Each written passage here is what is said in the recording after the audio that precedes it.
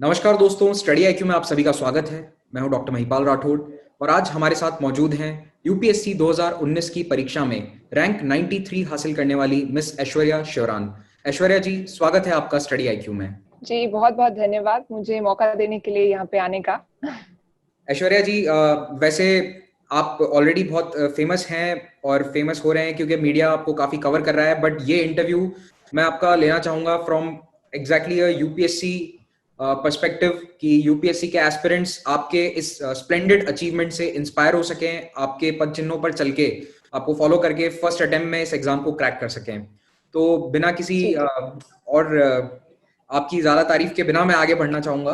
पहला सवाल जी, मेरा ये है आपके फैमिली बैकग्राउंड और आपकी एजुकेशन के बारे में। तो आप कहाँ से हैं, where do you belong from and where did you study, थोड़ा सा उस बारे में हमें बताइए। जी, अगर मैं आपके पहले सवाल का जवाब दूं तो मेरा जो फैमिली बैकग्राउंड है, मेरे ग्रैंडफादर तो एक किसान थे। बेसिकली हम राजस्थान के शेखावटी रीजन से हैं, लेकिन मेरे फादर डिफेंस सर्विसेज में हैं। So my father is in the army. तो उसकी वजह से हम अलग अलग स्टेट में हर 2 साल के बाद पोस्टिंग आती रही है। माय मॉम वो तो एक होम मेकर है, गृहिणी है। और मेरा भाई वो एक अंडर 23 क्रिकेटर है। तो हम दोनों ही अलग अलग फील्ड्स में अपना ट्राई करते रहते हैं एंड साथ के साथ पढ़ाई को बैलेंस करते हैं। रही बात आपके दूसरे सवाल की, तो मेरी पढ़ाई वैसे दिल्ली के संस्कृति स्कूल में हुई। मेरी 10th 11th 12th 10th के मिडिल में मैंने संस्कृति स्कूल ज्वाइन किया था। और कॉलेज मेरा एसआरसीसी से हुआ, SRCC Shri Ram college of commerce Delhi. वहाँ से मैंने इकोनॉमिक्स ऑनर्स किया एंड फिर मैंने यूपीएससी की परीक्षा की तैयारी की। ओके, तो आप जब आर्मी बैकग्राउंड से हैं तो I am sure you must have moved around a lot. आप भारत के कई हिस्सों में या कई शहरों में आपने पढ़ाई करी होगी बचपन में, 10th क्लास से पहले। तो आपको लगता है जी, कि इस एक से दूसरी जगह पर ट्रांसफर और स्टडिंग एट डिफरेंट प्लेसेस, इसने आपको एक ऑलराउंडेड पर्सनालिटी दी? क्या आपको ऐसा लगता है या फिर आपको लगता है कि नहीं, एक जगह पर रहकर पढ़ते तो बेहतर रहता? जी, मुझे ऐसा लगता है कि अगर आर्मी के जो बच्चे हैं, अगर उनको एक एज होता है बाकी लोगों से, तो वो है अडेप्टेबिलिटी। हम कभी भी कुएं के मेंढक नहीं होते। अलग अलग जगह हमारा ट्रांसफर होता रहता है, नए नए लोगों से मिलते रहते हैं। तो डेफिनेटली एक हम इजीली सबके साथ घुल मिल जाते हैं। और वो एक एक्सपोजर में पले बड़े बच्चे हैं उनमें वो होता है। तो और कहीं ना कहीं वो शायद मेरे काम पूरी जिंदगी आता रहेगा। ओके, तो आपने ग्रेजुएशन के समय क्या डिसाइड किया था कि आप अपना करियर किस दिशा में बढ़ाएंगी? आपने कॉलेज के बाद क्या किया, just getting out of college? Mahipal ji, जब मैंने अपना 12th ग्रेड पास किया था, तभी मैंने डिसाइड कर लिया था कि अगले 5 सालों के अंदर अंदर मुझे यूपीएससी का एग्जाम देना है। तो वो मेरी चीज तो दिमाग में हमेशा से ही था कि सिविल सर्विसेज ही मेरा अल्टीमेट करियर होगा। लेकिन मॉडलिंग जो मेरा करियर था वो मैंने अपने कॉलेज के दिनों में शुरू किया। बिकॉज कॉलेज में जब मैं गई तो पढ़ाई का एक जो प्रेशर होता है, जो 11th 12th ग्रेड में होता है, मेरे पास साइंस सब्जेक्ट से 11th 12th में, तो वो एक अलग प्रेशर था। लेकिन कॉलेज में आपको एक चांस मिलता है अपनी ओवरऑल पर्सनैलिटी को और वेल राउंडेड बनाने का। तो तब मैंने अलग अलग चीजें ट्राई की। मैं डिबेटिंग सोसाइटी में थी, मैं डांस सोसाइटी में कई दिन रही, मैं इनएक्टिस में थी, जो एक सोशल सर्विस ग्रुप होता है कॉलेज में। और उसके साथ साथ मैंने तब मिस इंडिया में पार्टिसिपेट किया, मॉडलिंग भी की। तो मेरे कॉलेज के दौरान मैंने ये सारी चीजें की। जैसे ही मैंने अपनी ग्रेजुएशन कंप्लीट की 2017 में, मेरे फादर की पोस्टिंग मुंबई हुई। और हम जब मुंबई में सेटल हुए, मैंने अपने सारे मॉडलिंग प्रोजेक्ट्स कंप्लीट करे। उसके बाद मैंने फिर अपनी तैयारी शुरू कर दी। तो आप 2017 की पास आउट हैं, आपकी ग्रेजुएशन 2017 में खत्म हुई है। तो आपने जी, जैसा बताया कि आपका टारगेट था कि 5 साल के अंदर अंदर आपको सिविल सर्विसेज के फील्ड में जाना है। तो आपने 1 साल बाद ही तैयारी शुरू कर दी, मतलब आप मॉडलिंग के करियर में आगे नहीं जाना चाहती थी, या फिर आपको यूपीएससी की ओर जल्दी आपको लगा कि बुलावा आ गया है, चलो चलते हैं यूपीएससी की जल्दी तैयारी शुरू कर दी जाए? I mean, wouldn't you have wanted to have a good career in modeling for a little longer? देखिए महिपाल जी, मॉडलिंग को मैं हमेशा से एक हॉबी की तरह लेती थी। मुझे ऐसा लगता है कि हर आदमी की लाइफ में दो चॉइसेस होती हैं। एक ऐसी जो आपको instant fame, instant success, instant money देती है। और दूसरी ऐसी जो थोड़ा कठिन रास्ता होता है, जिसमें थोड़ा एंड्योरेंस चाहिए होता है, थोड़ी पढ़ाई करनी पड़ती है, लेकिन at the end of the day आपको एक अलग सेटिस्फैक्शन और कंटेंटमेंट मिलता है। एंड मैं एक ऐसी इंसान हूँ जो हमेशा दूसरा रास्ता ही चुनूंगी, तो मेरे लिए हमेशा से सिविल सर्विसेज का गोल बहुत क्लियर था। ओके, तो अब आते हैं तैयारी पर। 3 स्टेज हैं, प्रीलिम्स, मेंस, इंटरव्यू। सबसे पहले आपने प्रीलिम्स के लिए क्या स्ट्रैटेजी अपनाई? What was your goal plan for the prelims? जैसे मैंने अपनी तैयारी शुरू की मई 2018 में, तब मैंने कोई ऐसे अपने दिमाग में कोई कंपार्टमेंटलाइज नहीं किया कि प्रीलिम की अलग से मैं अभी करूं और मेंस की। मैं प्रीलिम्स कम्स मेन स्ट्रैटेजी अपनी पूरी अपनाई, मैंने पूरा सिलेबस होलिस्टिकली कवर किया।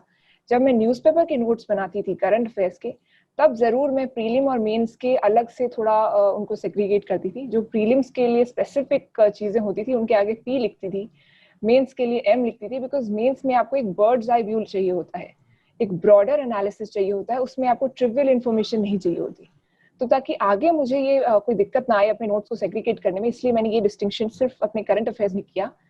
बाकी थ्रू आउट द ईयर मैंने दोनों की तैयारी साइमल्टेनियसली की। हाँ, प्रीलिम से एक महीना पहले मैंने स्पेसिफिक प्रीलिम के लिए ही तैयारी की।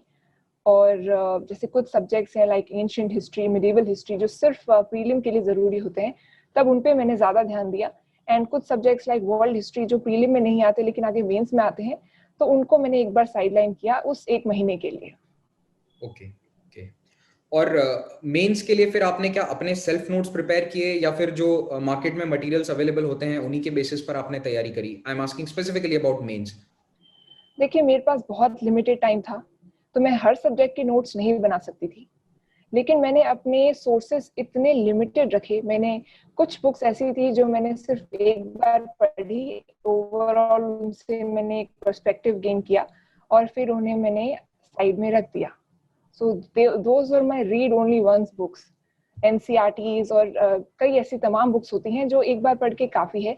बाकी मेरी जो कोर बुक्स थी, लाइक हिस्ट्री के लिए फॉर एग्जांपल स्पेक्ट्रम, पॉलिटी के लिए लक्ष्मीकांत, तो आई थिंक मुझे एक बुक लिस्ट पूरी निकालनी पड़ेगी, लेकिन बहुत लिमिटेड मेरा रिवाइजिंग मटेरियल था, मैं उन्हीं को बार बार रिवाइज करती थी, तो मेरे लिए रिविजन बहुत मुश्किल नहीं था। हाँ, ऑप्शनल के लिए मैंने बहुत एक्सटेंसिव नोट्स बनाए थे, बिकॉज प्रीलिम्स और मेंस में बहुत कम डिफरेंस होता है। उस टाइम अगर आपके पास ऑप्शनल के नोट्स हों तो वो बहुत आसान हो जाता है, तो ऑप्शनल के लिए मैंने डेफिनेटली बहुत अच्छे से नोट्स बनाए थे। आपको ऑप्शनल कौन सा था? जी, मेरा ऑप्शनल इकोनॉमिक्स था, ओके। बिकॉज इकोनॉमिक्स ऑनर्स किया था तो वो नेचुरल चॉइस थी मेरे लिए। बिल्कुल बिल्कुल, मतलब ग्रेजुएशन सब्जेक्ट को ही अगर आप ऑप्शनल रखते हैं तो definitely you have an edge, आपका बेस तैयार होता है, आपको उसी पर एक ज्यादा मेहनत करनी पड़ती है। तो जी आपने ऑप्शनल के लिए नोट्स अपने सेल्फ प्रिपेयर किए और उसके उसी के बेसिस पर आपने तैयारी करी, उन नोट्स के बेसिस पर। ओके जी, ऑप्शनल के लिए मुझे लगता है कि अगर आपके खुद के नोट्स हों तो। Okay okay. आपने कोई जी, टेस्ट सीरीज ज्वाइन करी? आप आंसर राइटिंग किस प्रकार से करती थी? Did you follow daily answer writing, जैसे कि 2 आंसर 3 आंसर डेली लिखना, या फिर कोई एक टेस्ट जो 3 घंटे का मॉक टेस्ट होता है उसको लिखते थे आप? जी, मैं दोनों ही चीजें करती थी। मैंने जनवरी 2019 से आंसर राइटिंग शुरू की थी। टू बी वेरी प्रिसाइज, मैंने विजन आईएएस की टेस्ट सीरीज ज्वाइन की। देवर अबाउट 20 to 21 टेस्ट, तो वो मैंने ज्वाइन की। इसके अलावा इनसाइट सिक्योर करके एक इनिशिएटिव होता है उनकी वेबसाइट पे, वो हर दिन कुछ ना कुछ क्वेश्चन देते हैं, तो उससे भी मैं दो तीन क्वेश्चंस प्रैक्टिस करती थी। एंड बाकी क्वेश्चंस को पढ़ती जरूर थी कि उनके एक बार आंसर्स में देख लूं, कोई कीवर्ड्स उनमें से मुझे मिल जाएं, ताकि मेरी आंसर राइटिंग में वो बाद में हेल्प करें। तो सभी क्वेश्चंस तो आप पूरे दिन में नहीं कर पाते, लेकिन एटलीस्ट आप सब क्वेश्चंस पढ़ सकते हैं, उनके जो कीवर्ड्स हैं वो आप निकाल के रख सकते हैं। तो ये मैं जरूर करती थी। And I think even though मैंने कोचिंग नहीं ली, बट मॉक टेस्ट अगर आप ऑनलाइन दें या कैसे भी आप दें, वो बहुत काम आते हैं आपके आंसर राइटिंग में। ओके। वैसे ये सवाल मुझे पहले पूछना था, बट आपने तैयारी किस जगह पर रह के करी है? आप दिल्ली से तैयारी कर रही थी या फिर मुंबई से ही? जी, मैं 2017 एंड में मुंबई हम लोग शिफ्ट हो गए थे, तो मैंने अपनी पूरी तैयारी मुंबई से ही की है। मुझे नहीं लगता कि यूपीएससी एक ऐसा एग्जाम है जिसके लिए आपको किसी एक स्पेसिफिक सिटी में जाके तैयारी करना पड़े। बिल्कुल आप लॉजिकली सोचें, ये एग्जाम देश के हर नागरिक के लिए बना है, तो डेफिनेटली ये इतना एक्सक्लूसिव तो हो नहीं सकता कि आपको एक जगह जाके ही तैयारी कर सकते हैं। तो मुझे लगता है आप देश के किसी भी कोने में हैं, एज लॉन्ग एज आप में डेडिकेशन एंड विल पावर है, आप जरूर ये एग्जाम कर सकते हैं। बिल्कुल, मुझे ये जानकर और बहुत खुशी हो रही है कि आपने बिना किसी कोचिंग के और बिना किसी दूसरे महानगर में शिफ्ट किए अपने आप से तैयारी करी है और आपने सफलतापूर्वक हर स्टेज को, इस एग्जाम के हर स्टेज को पार किया है। अब यहाँ पर मैं थोड़ा आपसे आपके पढ़ने की स्टाइल के बारे में पूछना चाहता हूँ। आपकी जी जी। पढ़ाई आप किस तरह से करती थी? जैसे कई लोग होते हैं दिन में 14 घंटे पढ़ा, 12 घंटे पढ़ा, या फिर दिन में 4-5 घंटे बिल्कुल limited. What was your funda to sit and study? What was the game plan? जी, पहले तो मेरा जो आप कहें फंडा जो था, वो ये था कि इस एग्जाम को पहले आपको समझना पड़ता है। जब आपका 1 साल लंबा आपका प्रिपरेशन टाइम है और उसके बाद 1 साल और एग्जाम में चाहिए होता है, तो डेफिनेटली आप एक दिन 18 घंटे पढ़ के एंड दूसरे दिन आप अपनी बुक की तरफ देखना ही नहीं चाहें, ऐसा तो आप बिल्कुल मत कीजिए। जितनी आपकी कैपेसिटी है उसके अकॉर्डिंग पढ़िए। तो अगर आप मेरा फंडा आप पूछें तो इट वाज वेरी सिंपल। 10 घंटे पढ़ाई करती थी, 8 घंटे डेफिनेटली सोना जरूरी है और बाकी 6 घंटे जो मेरा मन में आए वो करती थी। तो एक बैलेंस्ड अप्रोच बहुत जरूरी है बेस्ड ऑन योर कैपेसिटी। तो मैं बहुत से टॉपर्स, बहुत से लोगों के सुनती थी कि 18 घंटे 14 घंटे, बट मुझे पता था कि 14 घंटे के बाद या 18 घंटे के बाद मुझ में अगले दिन पढ़ने का की क्षमता नहीं रहेगी। तो मैं उतना ही पढ़ती थी जितना मैं कंसंट्रेशन के साथ कर सकती हूँ एंड टाइम वेस्ट ना हो, अगले दिन मेरे में एनर्जी बचे, इसलिए मैं एक बैलेंस अप्रोच फॉलो करती थी। आपके कहने का मतलब है कि अपनी क्षमता अनुसार पढ़ना है, और आपकी क्षमता 10 घंटे की थी तो आपने 10 आवर्स पढ़ाई करी है एटलीस्ट एवरी डे। जी मेरा अगला सवाल सोर्सेज से रिलेटेड है। आपने बताया कि आप जी मुंबई में प्रिपेयर कर रही थी, आपके सोर्सेज बहुत लिमिटेड थे, लेकिन आजकल ऑनलाइन सोर्सेज की एक बाढ़ सी आ रखी है। ऑनलाइन सोर्सेज लोग काफी फॉलो भी करते हैं। कुछ टॉपर्स कहते हैं कि नहीं फॉलो करते, हम प्रिंटेड मटेरियल पे ज्यादा ट्रस्ट करते हैं या फिर हमारे लिए बेटर है। आपका इस बारे में क्या कहना है? Did you follow any online sources? If yes, then कौन से किए? और आपको क्या लगता है कि कितना बैलेंस होना चाहिए दोनों में, प्रिंटेड एंड ऑनलाइन? जी, देखिए मुझे ऐसा लगता है कि बैलेंस तो हर चीज में होना चाहिए। मैंने बहुत से ऑनलाइन सोर्सेज को रेफर किया। इनफैक्ट स्टडी आईक्यू की जो वर्ल्ड हिस्ट्री लेक्चर्स हैं मैंने उनको भी रेफर किया और काफी वो मेरे काम भी आए। फ्रेंच रेवोल्यूशन, अमेरिकन रेवोल्यूशन, सब पे आप लोगों ने कवर किया है। तो आई थिंक वो एक टॉपिक को होलिस्टिकली समझने में हेल्प करता है। तो मैंने कोई ऐसा ज्यादा डिस्टिंक्शन नहीं किया। ये है कि मुझे हार्ड कॉपी बहुत अच्छी लगती है पढ़ने के लिए रादर देन सॉफ्ट कॉपी। तो जो भी ऑनलाइन सोर्सेज मुझे पसंद आते थे मैं उन्हें प्रिंट करा लेती थी, उनके नोट्स, एंड उसमें से जो मुझे मेन इंपॉर्टेंट चीजें लगती थी वो अपनी हैंडराइटिंग में फिर मैं लिख लेती थी ताकि और उनको मैं कंपाइल कर लूँ। तो मैंने अपने नोट्स इतने प्रिसाइज बनाए। बहुत से सोर्सेज को मैंने रेफर किया। अगर मैं करंट अफेयर्स के नोट्स भी बनाती थी तो 2-3 कोचिंग सेंटर्स जो हर दिन करंट अफेयर्स निकालते हैं उससे मैं नोट करती थी। फिर न्यूज़पेपर खोल के देखती थी कि कुछ बचा है तो मैं वो लिख लूँ। तो मेरे करंट अफेयर्स के नोट्स भी बहुत कंसाइज थे, इसीलिए मैं उन्हें बार बार रिवाइज कर सकी। तो मुझे लगता है कि आपको ऐसा डिस्टिंक्शन नहीं करना चाहिए। Internet is a boon, please use it. And बहुत से अच्छे चैनल हैं, study IQ is one of them. So I think आपको हर तरीके से अपनी पढ़ाई को अच्छे से करने की कोशिश करनी चाहिए and online sources are very important. चलिए, मुझे जानकर बहुत खुशी हुई कि आप मेरे लेक्चर्स भी देखती थी and they could help you. जी it always makes a teacher happy. I think that's the best happiness that we as teachers get, कि आपकी सफलता में हम थोड़ा सा भी योगदान दे सकें, जितने भी एग्जाम जी के एस्पिरेंट्स के। अगला सवाल मेरा मेंस की आंसर राइटिंग से रिलेटेड है। आप जो अपने नोट्स बनाती थी, तो क्या आपने नोट्स उसी प्रकार से बनाए जो मेंस में आंसर आप डायरेक्टली लिख सकें? यानी कि जैसे कई लोग डायरेक्टली बुलेट पॉइंट्स बना लेते हैं कि बुलेट पॉइंट आप डायरेक्टली आंसर में लिख लें, या फिर आप पैराग्राफ फॉर्म में अपना आंसर्स लिखना प्रेफर करती थी मेंस के लिए? जी, आई थिंक मुझे लगता है कि एक बहुत ही इंडिविजुअल चॉइस है, क्योंकि मेरा एक साइंस बैकग्राउंड था। मैं अपने स्कूल टाइम से मेरा साइंस सब्जेक्ट से, तो मुझे bullet points and to the point answers लिखना मेरा मेरा तरीका था। तो मैंने वही कंटिन्यू किया। तो जब मैंने सिविल सर्विस के मेंस के एग्जाम के लिए तैयारी कर रही थी तो तब भी मैंने फ्लो चार्ट्स, पॉइंट वाइज अपने आंसर लिखना, डायग्राम्स बनाना, स्पेशली सिक्योरिटी वाले क्वेश्चंस में अगर आप इंडिया का मैप बनाएं और अलग अलग जगह जो सिक्योरिटी इश्यूज हैं उनको मैप में ही पॉइंट आउट करते हैं तो बहुत टाइम बचता है। साइंस एंड टेक्नोलॉजी के क्वेश्चन जिसमें आप स्ट्रेट अवे फैक्ट्स लिख दें, तो अलग अलग क्वेश्चन पे भी डिपेंड करता है एंड आदमी के राइटिंग स्टाइल पे भी। तो मेरा स्टाइल तो बहुत पॉइंट वाइज लिखने का ही था। इसका एक ये भी कारण था कि मेरी हैंडराइटिंग थोड़ी स्लो है, तो टाइम पे कंप्लीट करना एक बहुत बड़ा चैलेंज था मेरे लिए। तो मुझे लगा कि पॉइंट वाइज लिखना ही मेरे लिए बेटर होगा। Okay, okay. ऐसे पेपर से रिलेटेड आपने क्या प्लानिंग करी थी? How did you prepare for the ऐसे पेपर? क्योंकि मैंने जो टॉपर से मैं बातचीत करता हूँ, मुझे सब यही कहते हैं कि ऐसे पेपर एक ऐसा सब्जेक्ट है जिसमें एक ऐसा क्वेश्चन पेपर है जिसको लोग काफी नेग्लेक्ट करते हैं, और वो आपकी रैंक को बहुत ऊपर नीचे कर सकता है। तो कुछ स्पेसिफिक आपने किया था ऐसे के लिए, तो वो बताइए। जी, ऐसे पेपर की बात करें तो इसमें मेरे फादर का बहुत इंपॉर्टेंट रोल है। जैसा कि आप बता रहे थे लोग निग्लेक्ट करते हैं, मैंने भी एस्से को बहुत निग्लेक्ट किया। प्रीलिम तक मैंने एस्से को टच भी नहीं किया था, मुझे लगा था कि चलो ये तो हो ही जाएगा, अब इतना पढ़ लिया है तो कुछ तो लिख ही देंगे।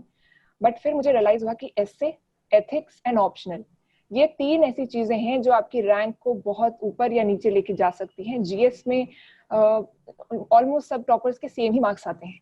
एथिक्स एंड एस्से एक ऐसे पेपर्स हैं जो आपको they can really take you forward. तो एस्से की स्पेसिफिक मैं तैयारी की बात बताऊं तो पिछले साल के एक टॉपर हैं विक्रम ग्रेवाल। मैंने उनके एस्सेज पढ़े, मुझे बहुत पसंद आए। तो मैंने देखा कि एस्से लिखने के लिए आपको एक बहुत ही वाइडर पर्सपेक्टिव चाहिए। आप अपनी सोच बहुत लिमिटेड नहीं रख सकते हैं, आपको एक हर एंगल से उस एस्से को एनालाइज करना चाहिए। तो मैंने हर दिन फिर एक एक एस्से लिखने की प्रैक्टिस शुरू की। कभी कभी मैं पूरे ऐसे नहीं लिखती थी, लेकिन उनका एक रफ स्केलेटन बना लेती थी कि हाँ, इंट्रोडक्शन में मैं ये लिखूंगी, फिर उसके बाद ये। तो आई थिंक वो एक हर दिन उस सोच की प्रैक्टिस करना कि अलग अलग एक पर्टिकुलर टॉपिक को अलग अलग पॉइंट ऑफ व्यू से एनालाइज करना, अपने पेरेंट्स के साथ में डिस्कस करती थी कि वो भी कुछ इनपुट दें। तो ऐसे आई थिंक बहुत इंपॉर्टेंट पेपर है and please don't neglect it. Okay, okay. Mains के बाद आते हैं हम इंटरव्यू पर। आपका इंटरव्यू एक्सपीरियंस कैसा रहा? जी क्या इंटरव्यू बोर्ड ने आपको कुछ out of the world questions पूछे या फिर it was a normal interview? थोड़ा उस एक्सपीरियंस के बारे में हमें बताइए। जी, इंटरव्यू आई थिंक इस पूरे एग्जाम का मोस्ट अनप्रिडिक्टेबल लेवल होता है। बिकॉज आप अपने डिटेल एप्लीकेशन फॉर्म से जो भी आप तैयारी करके जाते हैं, आपको नहीं पता कि उससे पूछेंगे कि किसी और चीज से पूछेंगे। काफी अनएक्सपेक्टेड क्वेश्चंस होते हैं। तो वैसे तो मेरा जो एप्लीकेशन फॉर्म था काफी उनको इंटरेस्टिंग लगा, बिकॉज मेरा background miss India and modelling and मैंने ये सब लिखा हुआ था दैट इन माय हॉबी कि रैंप मॉडलिंग मुझे बहुत पसंद है। तो डेफिनेटली उनको ये बहुत इंटरेस्टिंग लगा। But at the same time उन्होंने मुझसे जो क्वेश्चन पूछे वो मेरे इकोनॉमिक्स बैकग्राउंड से पूछे। तो उस time Donald Trump president of US, उनकी विजिट थी। तो यूएस इंडिया ट्रेड डील के बारे में मुझसे पूछा गया, एजुकेशन पॉलिसी पे मुझसे पूछा गया, इंफ्रास्ट्रक्चर पे पूछा गया, खाप पंचायत पे मुझसे स्पेसिफिकली एक क्वेश्चन पूछा गया क्योंकि मेरा जो बर्थ है वो हरियाणा में हुआ है एंड मेरी होम स्टेट राजस्थान है, तो ये इशू वहाँ पे है। तो ऐसे टाइप के सवाल मुझसे पूछे गए। इसके अलावा अगर एक इंटरेस्टिंग सवाल आप मुझसे पूछें तो ये था कि एक पैनल मेंबर ने, एक लेडी पैनल मेंबर थी, उन्होंने एक पर्टिकुलर साड़ी पहनी हुई थी। तो मुझसे ये भी पूछा गया कि वो कौन सी साड़ी है जो उन्होंने पहनी है। तो I was not aware of which sari she was wearing. But I think वो ये चेक कर रहे थे कि जो सवाल हमें नहीं आते उन्हें हम कितना अच्छे से हैंडल कर सकते हैं। Okay, okay. This is a very unique question कि किस टाइप की साड़ी, आई मीन जी एस्पिरेंट्स मस्ट बी अवेयर कि कौन सा हैंडलूम है और किस एरिया का फेमस है, क्वेश्चन आते हैं उस पे, तो इंटरव्यू में भी जी पूछे जा सकते हैं। ओके। एक सवाल मैं मेंस में आपसे पूछना रह गया था एथिक्स पेपर के बारे में। एथिक्स की प्रिपरेशन आपने कैसे करी थी जो जीएस 4 पेपर है? क्योंकि जैसा आपने बताया कि ऐसे और एथिक्स थोड़े से नेग्लेक्टेड पेपर्स रहते हैं कई बार, तो what did you do for ethics? जी, एथिक्स की सबसे पहले तो मैंने एक अपनी मेन सिर्फ एक ही बुक मंगाई। तो बुक लिस्ट तो मैं पूरी अपनी निकालूंगी अलग से, तो उससे मैंने अपने खुद के नोट्स बनाए। तो एथिक्स के नोट्स मेरे टू द पॉइंट थे एकदम, जो सिलेबस में जो कीवर्ड्स थे उनके बेसिस पे मैंने खुद के लैंग्वेज में डेफिनेशंस लिखी। उसके अलावा मैंने बहुत सी इंस्पायरिंग स्टोरीज के एग्जाम्पल्स लिखे जो मैं अपने एथिक्स पेपर में यूज कर सकती थी। केस स्टडीज की बात करें तो केस स्टडीज में कई बार वो इतनी लंबी होती हैं, बहुत डिफिकल्ट हो जाता है उनको टाइम पे कंप्लीट करना। तो उनको भी मैंने रोजाना में एक एक केस स्टडी प्रैक्टिस करती थी, स्पेशली आफ्टर प्रीलिम्स। तो प्रीलिम्स के बाद मैं एस्से एंड एथिक्स के लिए आधा घंटा अलग से रोज निकालती थी, ताकि मैं 15 मिनट अपनी केस स्टडी प्रैक्टिस कर सकूं एंड 15 मिनट में मैं अपने एस्से का एक बेसिक स्केलेटन स्ट्रक्चर बना सकूं। तो इन 2 पेपर्स के लिए मैंने अलग से रोज ज्यादा नहीं, सिर्फ आधा घंटा निकाला। लेकिन आई थिंक वो मेरे पेपर्स में मुझे बहुत काम आया। एथिक्स पेपर टाइम पे कंप्लीट करना अपने आप में मेरे लिए एक बहुत प्राउड मोमेंट था, बिकॉज जब मैं मॉक टेस्ट देती थी तो काफी ज्यादा टाइम लग जाता था, but somehow I managed to finish my paper on time. Okay, okay. Interview से संबंधित ही एक और क्वेश्चन है। आपने मॉक इंटरव्यूज अटेंड किए थे क्या इंटरव्यू से पहले? यूपीएससी जी, इंटरव्यू से पहले, ओके। तो आपको लगा कि मॉक इंटरव्यूज हेल्पफुल होते हैं या यूपीएससी का इंटरव्यू बिल्कुल अलग तरीके का था? Did you feel that the mock interviews helped? जी, मुझे लगता है मॉक इंटरव्यू जरूर हेल्प करते हैं, लेकिन अगेन ये एक इंडिविजुअल पे डिपेंड करता है कि वो कितने मॉक इंटरव्यूज देने जाए। तो अगर आप मेरा केस देखें तो क्योंकि स्पीकिंग स्किल्स में मैं बचपन से ही एक्टिव रही हूँ, तो मुझे इतनी प्रॉब्लम नहीं थी। तो जब मैं मॉक इंटरव्यू देने गई, मैंने सिर्फ एक मॉक इंटरव्यू दिया। मेरे घर के पास ही एक इंस्टीट्यूट था, मैं पहला मॉक वहीं देने गई एंड उन्होंने मुझे यही फीडबैक दिया कि आपके आंसर्स बहुत ओरिजिनल हैं, आप प्लीज ज्यादा मॉक इंटरव्यूज मत दीजिए, otherwise it looks very rehearsed, तो आपकी ओवरऑल पर्सनालिटी अदरवाइज छुप जाएगी। तो इट डिपेंड्स कि आप किस बैकग्राउंड से आए हैं, क्या आपका कॉन्फिडेंस लेवल है, ये बहुत इंडिविजुअलिस्टिक चीज है। तो मैं एक one size fits all approach नहीं कह सकती। मॉक इंटरव्यूज आप उतने ही कीजिए जितना आपको फीडबैक जरूरी लगता है। अल्टीमेट आइडिया इज कि आप इंटरव्यू पैनल के सामने एक ऑनेस्ट एंड ऑफिसर लाइक काम शुरू कीजिए, स्पेशली आफ्टर मेंस। ओके, आपकी जो 2 साल की पूरी प्रिपरेशन से लेकर रिजल्ट तक की जर्नी है, इस 2 साल की जर्नी में कोई की टेक अवे या कोई ऐसी विजडम जो आपने गेन करी हो और आप चाहें कि आप एस्पिरेंट्स के साथ शेयर करें, कोई आपका पर्टिकुलर एक्सपीरियंस या जो भी आप टिप्स देना चाहें एस्पिरेंट्स को?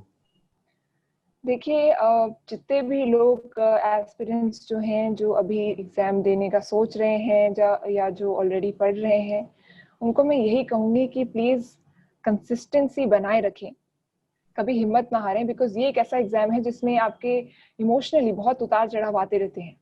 मेरे साथ भी आए थे। लेकिन आप एक सिंपल सा लॉजिक सोचिए कि हर साल 800 से ज्यादा बच्चे सिलेक्ट होते हैं इस एग्जाम में, तो अगर वो कर सकते हैं तो आप क्यों नहीं? तो never let anyone tell you that you can't do something, you know, always believe in yourself. ये एक बहुत जरूरी चीज है। If you think you can do it, you are already half way there. तो सबसे पहले अपने ऊपर भरोसा रखें एंड ये भरोसा रखें कि आज नहीं तो कल मैं ये एग्जाम जरूर क्रॉस कर लूंगा, जरूर मेरी रैंक आएगी। तभी आप में आपकी परफॉर्मेंस भी उसी के अकॉर्डिंग होगी। ओके, ऐश्वर्या जी, यूपीएससी से रिलेटेड मैंने आपसे सारे सवाल पूछ लिए। एक क्वेश्चन ऐसा है जो आई थिंक मेरा more it's like a personal curiosity, आप अपने सोशल मीडिया अकाउंट्स कब बना रही हैं, जी ऑफिशियल खुद के नाम के? जी, मुझे लगता है कि जिस प्लेटफॉर्म पे मुझे अपने ओपिनियंस वॉइस करने होते हैं, सही समय पे सही प्लेटफॉर्म पे मैं ज़रूर कर दूंगी। तो जब मेरे काम में मुझे लगेगा कि मुझे अपना काम शोकेस करना है, जब मेरी सर्विस मिलेगी, उसके अकॉर्डिंग जब मुझे अपनी बातें लोगों तक पहुंचानी होंगी, मैं ज़रूर पहुंचाऊंगी। लेकिन फिलहाल तो मेरा कोई अकाउंट नहीं है एंड कई सारे फेक अकाउंट्स इनफैक्ट खुल रहे हैं। तो मैं प्लीज़ लोगों से रिक्वेस्ट करूंगी कि उन्हें फॉलो ना कीजिए, बिकॉज इम्पर्सोनेशन को तो सपोर्ट करना बिल्कुल सही नहीं है। बिल्कुल बिल्कुल। ये एक्चुअली मैंने जस्ट अभी इंटरव्यू से पहले ही मैं न्यूज़ पढ़ रहा था कि I think you have filed a police complaint against the fake all the fake definitely accounts, जी। which is a very good thing to do. I think it will be a deterrent for other people not to make fake accounts of all the toppers.